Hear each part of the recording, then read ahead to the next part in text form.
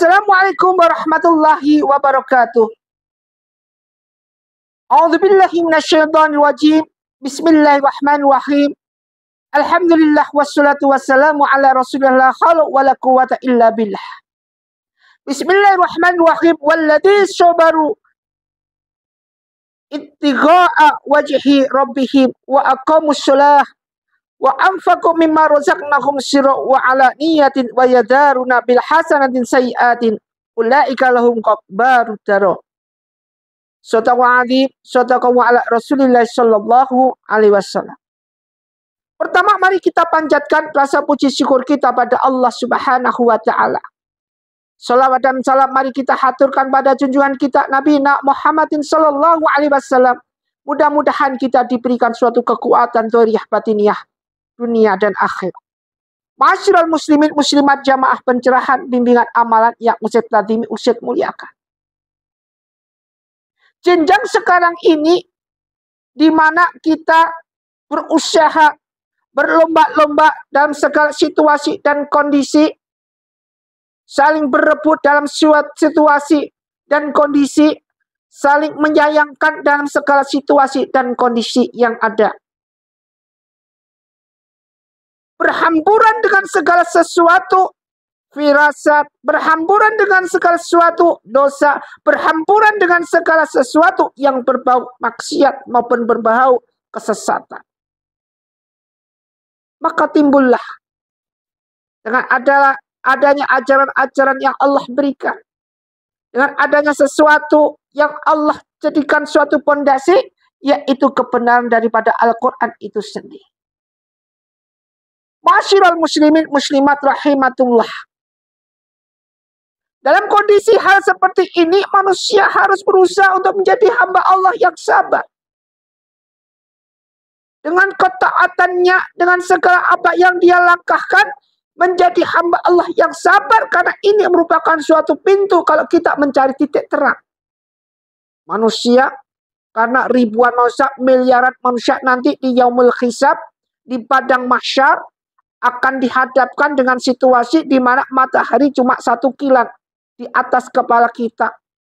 Disitulah amal kita ditonjolkan. Husnul amal akan menolong kita, su'ul amal akan menenggelamkan kita dengan keringat kita sendiri. Saking panasnya. Dengan siksaan itu sendiri. A'udzubillahi minasyaitonir rajim. Bismillahirrahmanirrahim. Walladzina, dan orang-orang yang sabaru, mereka itu bersabar. Jadi orang-orang yang sabar, makanya orang sabar akan disayang Allah, akan disayang Tuhan.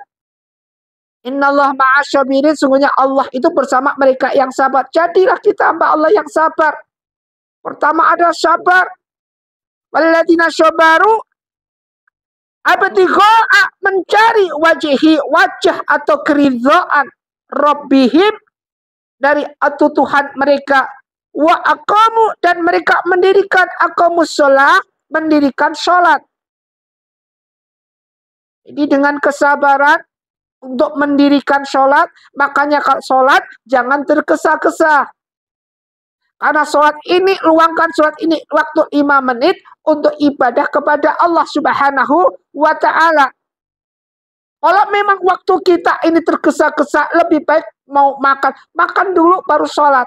Daripada kita sholat dulu, pikiran kita ngalor gitu tentang makan, tentang ini, tentang itu. Lebih baik makan dulu, habis itu sholat. Ini pilihan kalau nggak ada pilihan.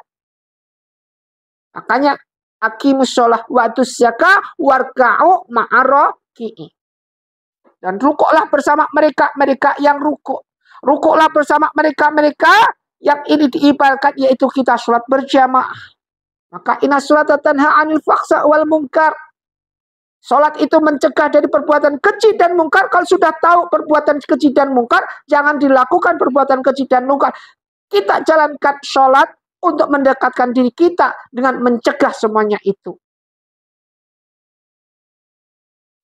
Wa anfiqu, dan mereka menafkahkan mimma, dari sebagian apa rozaqnahum, kami beri rezeki mereka, sirra, yaitu sembunyi. Wa alaniyatan, dan terang-terangan. Jadi setelah satu, yaitu kita syafaat di dalam menjalankan sholat, kemudian disuruh kita dengan rezeki Allah yang Allah berikan kepada kita. Allah berikan rezeki kita datangnya tidak disangka-sangka, wa yarzuqu min haitsu la tahsib. Maka kita perlu bersyukurlah, in syakartum la azidannakum. Mensyukuri nikmat rezeki Allah ini merupakan suatu la azidannakum, maka Allah akan tambah lagi.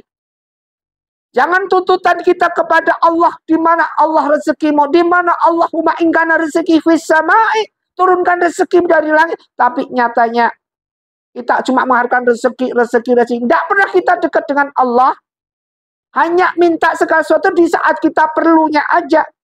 Setelah itu kita lupa sama Allah Subhanahu wa Ta'ala. Ini merupakan kedengkilan, kebengisan, kejahatan manusia yang manusia lakukan terhadap Allah Subhanahu wa Ta'ala. Allah tuh tidak bodoh, Allah tuh nggak goblok. Allah Maha tahu segala, punya sifat Asmaul Husna. Ketika kita niat jelek, kita dikasih pengeluaran. Nggak ngerti itu jebakan supaya kita lupa sama Allah. Bagaimana Ustaz?